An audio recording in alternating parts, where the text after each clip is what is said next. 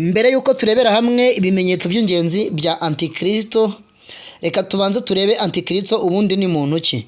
Muri iyi minsi ngira ngo abantu benshi bafite ubwoba bwinshi cyane, aho bari gutinya gufata indangamuntu koranabuhanga, aho bavuga yuko ari kimwe mu bimenyetso bya Antikristo.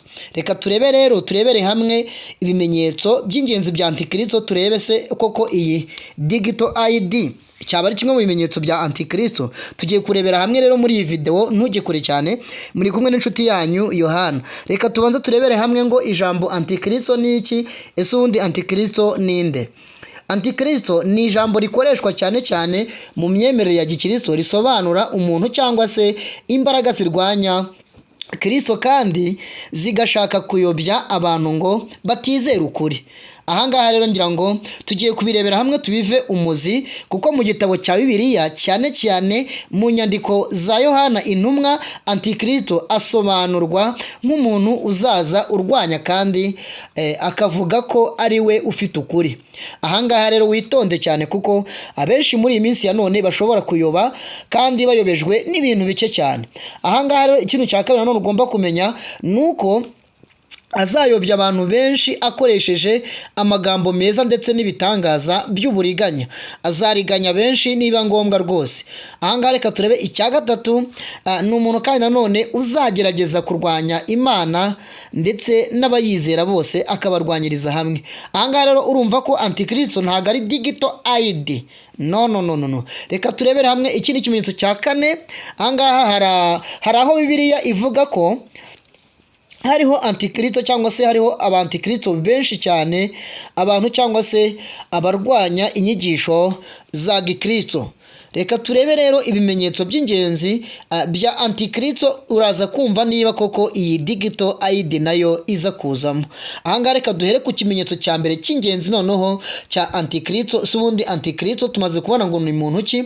Ni umuntu wese urwanya Kristo cyangwa se imyemerere ya Gikristo. Ni umuntu urwanya Kristo cyangwa se uyobya abantu ngo bareke ukuri kwa Gikristo. Ahangaha tugiye kurebera hamwe ikimenyetso cya mbere cya Antikristo.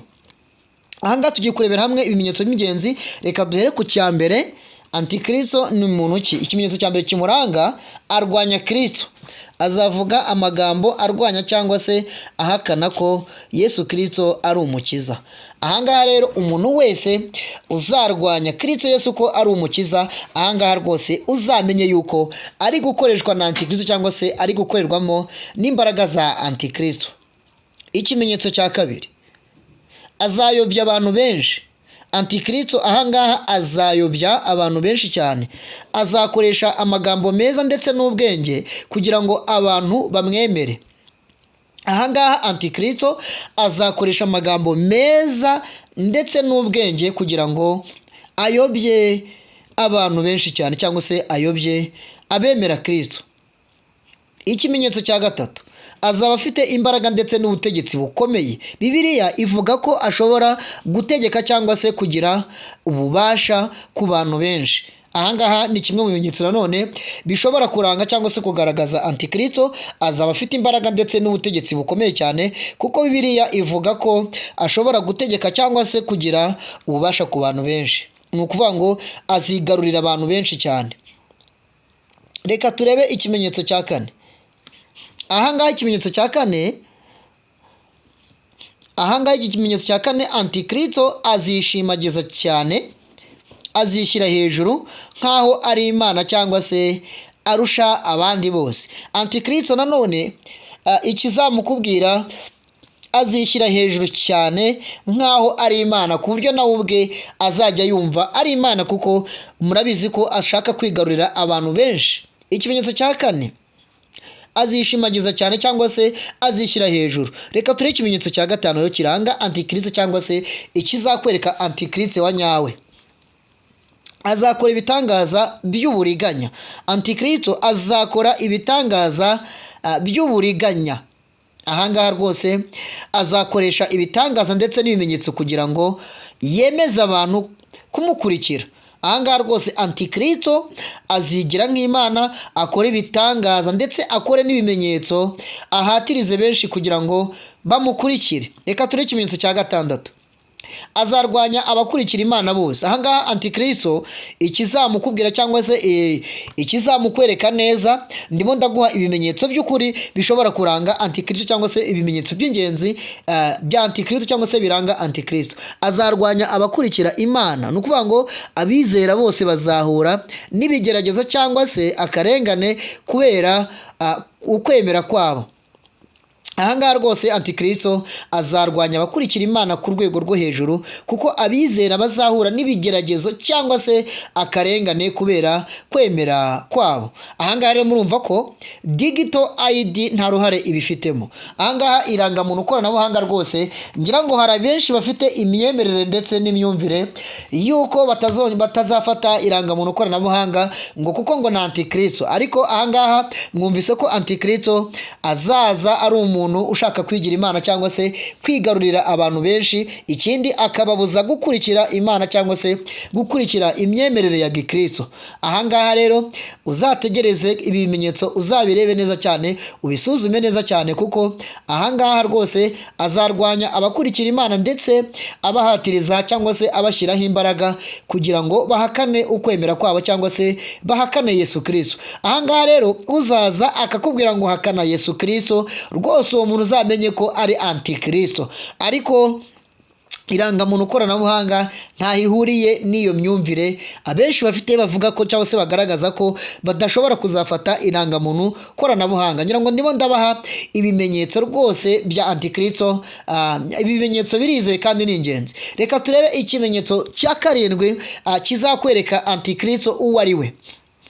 Azashaka gusimbura Imana. Ngira ngo mwabyumvise, uyu Antikristo azashaka gusimbura Imana kuko ubwe azaba yumva ari nk'Imana, kuko azaba yamaze kwigarurira abantu benshi. Ariko ahangaha ngira ngo hari abatazacogora cyangwa se hari abatazamwemerera kumukurikira, abamaze kumenya Yesu Kristo, abamaze kwakira Yesu Kristo nk'umwami n'umukiza wabo. Ngira ngo rwose Yesu nawe yamaze kubashyiraho ikimenyetso cye. Ahangaha rwose azashaka gusimbura Imana kuko azaba ashaka ko abantu benshi bamuramya aho kuramya Imana.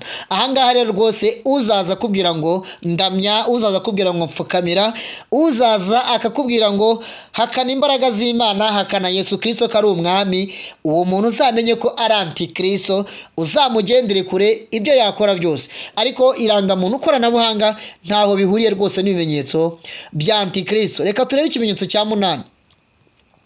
Azagira ikimenyetso cyihariye. Antikristo azagira ikimenyetso cyihariye cyangwa se azagira ibimenyetso byihariye. Ahangaha mu gitabo cy'ibyahishuwe havugwamo ikimenyetso cy'inyamaswa ariwo mubare 666. Abantu bamwe bazavuga ko gifitanye isano na Antikristo cyangwa se bavuga ko gifitanye isano na Antikristo. Ahangaha rero ngira ngo Antikristo ikizamukwerekana none azagira ikimenyetso cyihariye cyangwa se umubare 666 nk'uko mu gitabo cy'ibyahishuwe habitwereka cyangwa se habitubwira neza cyane. Reka turebe ikimenyetso cya 9 rero.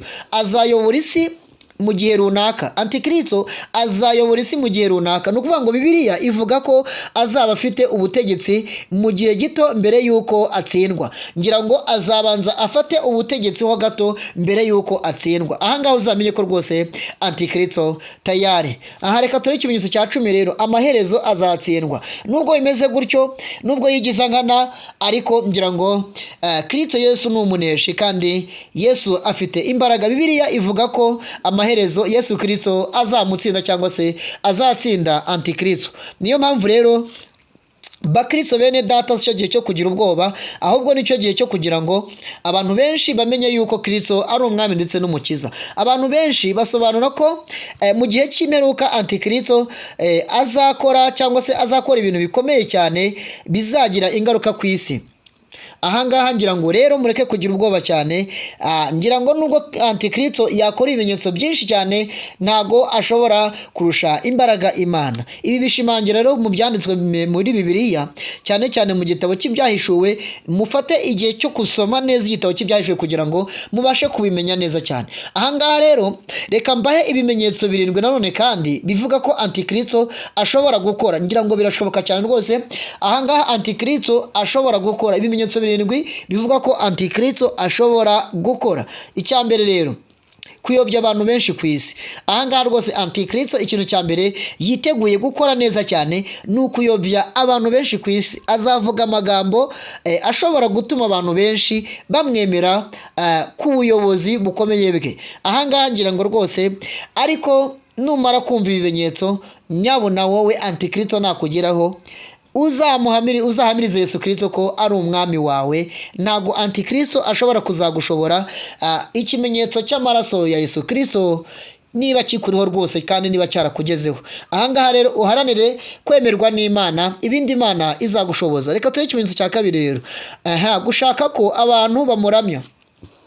Antikristo azaba ashaka ko abantu bamuramya, azagerageza gusimbura Imana, ariko murabizi ntago bizakunda, ntago bishoboka. Azashaka ko abantu benshi bamwubaha cyangwa se bamuramya, bapfukama bakamuramya. Ahangaha rero nicyo gihe cyo kugira ngo tuzagere ikirenge mu cya Mesaki na Shadraka na Abedenego banze kuramya igishushanyo cy'izahabu gikozwe umwami Nebukadinezari yari yakoze. Ahangaha rero Antikristo nawe azaba ashaka ko abantu benshi bamuramya.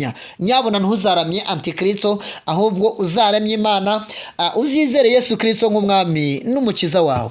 Reka turebe rero ikimenyetso cya kane mu bimenyetso birindwi.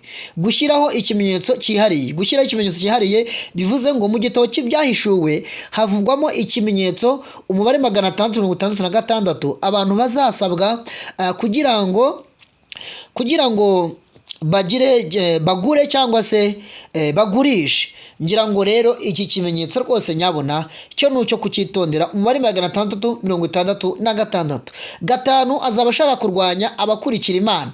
Abizera bazahura n'ibigeragezo cyangwa se ibibazo kubera kwizera Yesu Kristo, cyangwa se kubera kwizera kwabo, cyangwa se kubera kwizera Imana. Ariko ngira ngo ibyo nubibona nyine uzasabe imbaraga umwami Yesu kugira ngo agushoboze. Reka turebe ikimenyetso cya gatandatu rero. Gukora ibitangaza by'uburiganya. Azakora ibitangaza byinshi kandi by'uburiganya. Azakoresha ibimenyetso ndetse n'ibitangaza kugira ngo abantu bamwemere. Azakoresha ibimenyetso ndetse n'ibitangaza kugira ngo abantu bamwemere. Ahangaha rero nubona umuntu yatangiye gukora ibitangaza byinshi, ibimenyetso byinshi, ngira ngo benshi nibaza aho muri biyita Imana ndetse bakanakora ibitangaza ndetse n'ibimenyetso bigiye bitandukanye, uzagire amakenga, uzamenye ko rwose ashobora kuba ari Antikristo. Ahubwo Yesu Kristo we imbaraga ze ngira ngo abo yazihaye ntago bishobora kuyobekana, cyangwa se abarimwo umwuka w'Imana ngira ngo bazagenda babisobanukirwa neza. Ikimenyetso cya karindwi rero nuko cyangwa se nta shiti amaherezo ya Antikristo azatsindwa. Dukurikije inyigisho za Gikristo, cyangwa se nuko amaherezo Yesu Kristo azamutsinda rwose ku buryo bugaragara ndetse bugaragarira buri muntu wese. Ahangaha rero twatuma turebera hamwe ibimenyetso bya Antikristo, cyangwa se ibimenyetso 10 bya Antikristo, aho twarebye hamwe cya mbere ko azarwanya Kristo ariko ntiyamunesha. Azayobya abantu benshi, ariko abantu barimwo imbaraga z'Imana ntago azabayobya ngo bikunde. Abariho ikimenyetso cy'amaraso ya Yesu Kristo. Azaba afite imbaraga ndetse n'ubutegetsi bukomeye, ariko Yesu Kristo ni umwami. Azihimbaza cyangwa se azishimagiza cyane, yishyire hejuru. Ariko nubwo azishyira hejuru, ngira ngo abubaha Imana buri munsi kandi kenshi ntago bateze kuzamupfukamira, kuko Yesu Kristo ni umwami ndetse n'umukiza w'abamwizera. Azabakiza muri byose, kuko ikimenyetso cyangwa se urufatiro rw'Imana ruracyahagaze, rwanditsweho ikimenyetso ngo Uwiteka azabe. Mureke kugira ubwoba rero, mureke gutinyishwa n'intambara zo hirya no hino ziri kugenda zigaragara hirya no hino. Mureke kugira ubwoba. Abafite ubwoba bw'indangamuntu koranabuhanga bazi ko ariyo Antikristo yabije, ntago ariyo. Ngira ngo ibimenyetso mwabyumviye, ahubwo nicyo gihe cyo kugira ngo mubashe kugira ubwenge. Uzaza akubwira ngo ndamya, uzaza akubwira ngo mfukamira ndamye, mpimbaza, uzaza akubwira ngo ihakane Yesu Kristo ko ari umwami wawe, tayari uwo ngo ntuzamwemerere, uzemere no gupfa upfe. Ariko ngira ngo hahirwa abapfa bapfiriye mu mwami Yesu Kristo, aho kugira ngo upfire muri Satani. Ahangaha rero wapfa wizera Yesu Kristo aho kugira ngo wihakane Yesu Kristo, kuko azaguha ubugingo buhoraho n'umwizera. Abamwemeye yabahaye ubutwari, yabahaye ubushobozi bwo kwitwa abana b'Imana. Nta kintu na kimwe gishobora kuzabahangara muri iyi minsi igoye kandi iruhije benshi cyane. Cawu cawu rero, ibiganiro nakagaruka kuri Good TV Rwanda. Turabakunda cyane, ngira ngo iyi video uyisangize benshi kugira ngo benshi bave mu rungabangabo cyangwa se bave mu gihirahiro barimo. Turabakunda cyane.